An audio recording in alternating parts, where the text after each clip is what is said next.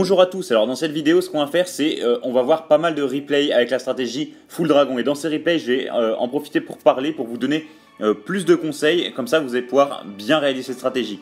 Déjà première chose qu'il faut savoir c'est que la stratégie Full Dragon on peut l'utiliser à partir de l'HDV 7 et je pense que c'est assez fort pour HDV 7 et HDV 8. Mais c'est une stratégie en tout cas qui est dévastatrice. Si on l'utilise correctement, on peut faire facilement du 3 étoiles en guerre. Donc moi dans cette vidéo, ce que je vais privilégier surtout c'est vous montrer des replays des HDV 8 contre d'autres HDV 8. Et je vais en profiter pour vous donner quelques petites astuces qui vont vous être utiles pour faire du 3 étoiles. Donc on commence tout de suite avec un premier replay justement d'attaque avec le Full Dragon. Et donc là c'est une attaque donc par le haut. En fait ce qu'il faut c'est faire la place nette, donc c'est-à-dire nettoyer un peu les côtés et ensuite balancer ces dragons. Donc en général, je vous avais présenté déjà une vidéo avec du Full Dragon en HDV 8 contre de l'HDV 8. Ce qu'il y avait dans le château de clan essentiellement c'était des cochons. Donc ça c'est une possibilité de prendre des cochons. Mais une autre possibilité c'est d'avoir aussi des ballons de niveau maximum aussi. Donc comme vous pouvez voir là et comme dans tous les autres replays que je vais vous présenter. Tout simplement parce que les ballons en général les gros joueurs de votre clan ils ont les ballons 6. Donc ça va être vraiment beaucoup plus facile pour vous de les avoir. Et ce qu'il faut maintenant, je vais parler plus concrètement du gameplay. Quand on attaque avec du Full Dragon, ce qu'il faut c'est essayer d'avoir une ligne. Regardez, là les dragons sont en ligne et vont progresser en descendant en ligne. Donc ça c'est vraiment ce qu'il faut rechercher. C'est pour ça que dans cette base, l'avantage c'est quand on a placé toutes les troupes au même point en haut, on sait qu'avec la répartition ils vont descendre en ligne. Par contre dans certaines bases où quand on place tout au même point, et bien justement ça va pas faire une ligne, ça va comment dire, ça va s'écarter de chaque côté de la base et donc ça va pas aller vers l'intérieur de la base. Donc il faut vraiment regarder quel type de base vous avez contre vous. Là on remarque que la base est faite surtout une grosse base de haut en bas. Donc la faiblesse c'est les côtés quand on attaque en terrestre. Mais en aérien si on place tout au même point en haut, et bien vous allez voir que ça va se répartir en ligne. Donc ça c'est vraiment un très bon point quand on attaque ce type de base. Donc là en tout cas c'est un très bon placement. Et regardez, du coup c'est vraiment efficace. On est à 97%, il nous reste encore beaucoup de troupes. Regardez le nombre de dragons qu'on a, on a encore 4 dragons. On a encore notre roi et donc là ils vont juste aller chercher le dernier bâtiment. Pas besoin je pense d'avoir des troupes dans son château de clan dans les attaques d'HDV 8 contre HDV 8. Des troupes classiques, donc des archers ou autres, parce que c'est les dragons qui vont détruire les troupes du château de clan adverse. Concernant les sorts, moi je vois beaucoup avec 2 sorts de rage et un sort de soin. Donc ça c'est une bonne composition. On peut aussi avoir 3 sorts de rage, ça peut être utile. Mais en tout cas je pense qu'avoir 2 sorts de rage c'est assez important. Donc voilà, là c'est pas comme tout à l'heure, donc ça sert à rien de lancer tout au même point, sinon ça va partir sur les côtés. Donc ce qu'il faut c'est nettoyer un peu sur les côtés. Regardez, il a placé un dragon en haut et un dragon en bas du côté gauche pour pouvoir nettoyer quelques bâtiments. Comme ça quand il va placer tous ces dragons, et ben, ce qu'on sait c'est qu'ils vont se diriger vers dans l'intérieur de la base et en ligne, plus précisément en ligne. Regardez, il a placé maintenant tous ces dragons et ils s'orientent vers l'intérieur de la base. Donc c'est exactement ce qu'on veut. Comme ça ils vont progresser en ligne et ils vont pouvoir détruire plus facilement, parce que vous allez voir que les défenses anti-aériennes se trouvent généralement au centre de la base. Et donc si on n'arrive pas, si on fait pas un peu de déblayage sur les côtés, et ben, quand on va arriver au niveau du centre de la base, et ben, nos dragons vont pas cibler directement vers le centre, et donc là où il y a toutes les défenses anti-aériennes, c'est là où vous allez vous faire avoir. Donc je sais pas si vous avez vu, mais juste derrière il y a les groupes de ballons. Donc les groupes de ballons qui sont très utiles parce que première chose, ils risquent d'attirer aussi les bombes noires. Donc ça pourrait être les bombes qui sont dévastatrices contre vos dragons.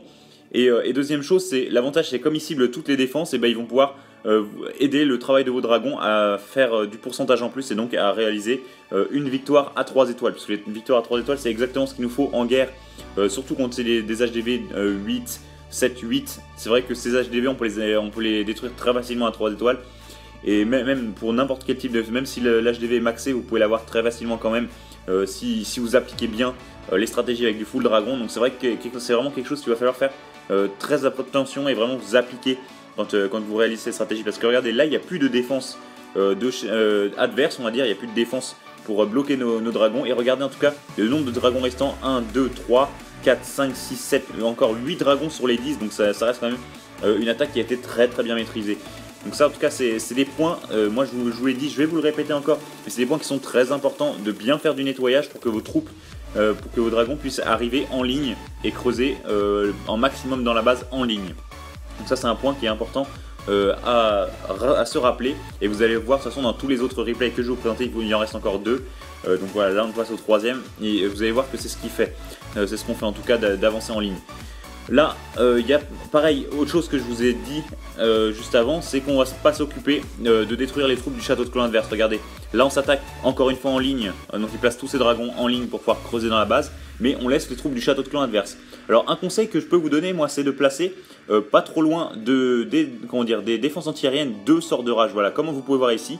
2 sorts de rage tout simplement parce que comme vos dragons arrivent en ligne, et les 2 sorts de rage vont accélérer à la ligne et donc ils vont pouvoir creuser plus rapidement pour aller détruire les défenses antiaériennes, parce que vraiment ce qui va être important c'est de détruire les deux défenses antiaériennes qui sont exposées. En général quand c'est un HDV 8 de toute façon il y a que, au maximum il y a 3 défenses antiaériennes, et l'avantage c'est que comme il y en a 3 en général il y en a 2 qui pourront être qui seront sur une même ligne.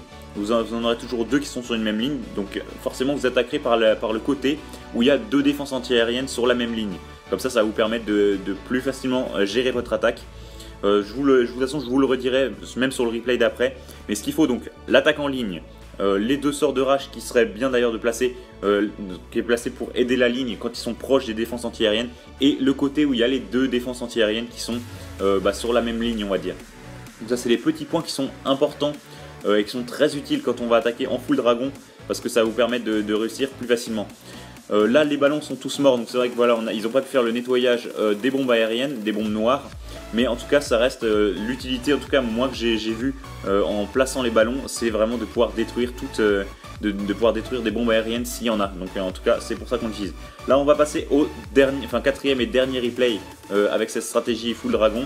Donc c'est juste que ça c'est des replays que j'ai empruntés à des gens qui sont dans le petit clan de mon gros compte. Enfin dans le petit clan, le clan école entre guillemets de mon gros compte.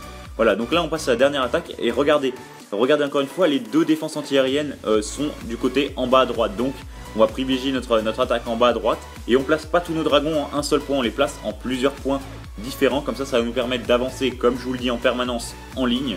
Mais je vous le dis, je vous le redis, pour moi c'est en répétant que vous allez vraiment bien l'enregistrer. Et donc regardez, on a placé notre premier sort de rage et notre deuxième sort de rage, comme ça ils vont permettre à toute la ligne d'avancer plus rapidement.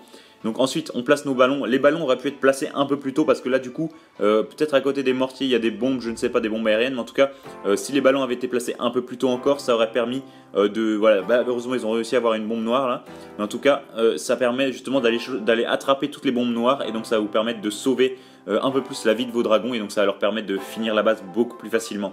Donc là c'est une défense, tiens d'ailleurs, avec le nouveau propulseur d'air, donc vous savez que vous doutez donc que c'est une défense qui est très très récente.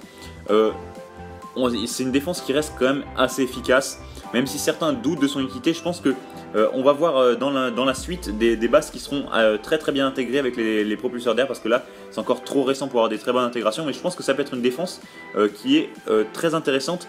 Et un avantage à très haut niveau, donc là c'est pas plus avec le full dragon, mais un avantage à très haut niveau, c'est qu'on voit beaucoup moins de stratégie aérienne. Donc ça, moi ça m'intéresse parce que je joue beaucoup plus terrestre.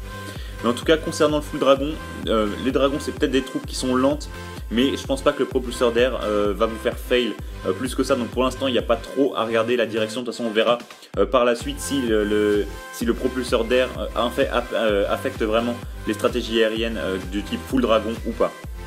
Certains m'ont déjà fait la remarque dans la précédente vidéo où j'ai présenté faire du 3 étoiles avec du full dragon en HDV 8, m'ont dit que les bases n'étaient pas totalement maxées, mais d'un autre côté, ce qu'il faut regarder, c'est seulement les défenses anti-aériennes, parce que vous allez bien vous douter que le niveau des murs ainsi que le niveau par exemple des canons ou des mortiers n'a aucun intérêt. Voilà, donc j'en profite juste aussi pour vous dire que si vous êtes intéressé pour voir d'autres vidéos Clash of Clans en tout genre, pas que pour les HDV 8 mais aussi pour les HDV même de 2 jusqu'à 10, n'hésitez pas à vous abonner à ma chaîne YouTube, ça fait plaisir. Et aussi si vous avez apprécié cette vidéo, n'hésitez pas à déposer un like. Allez, à très vite.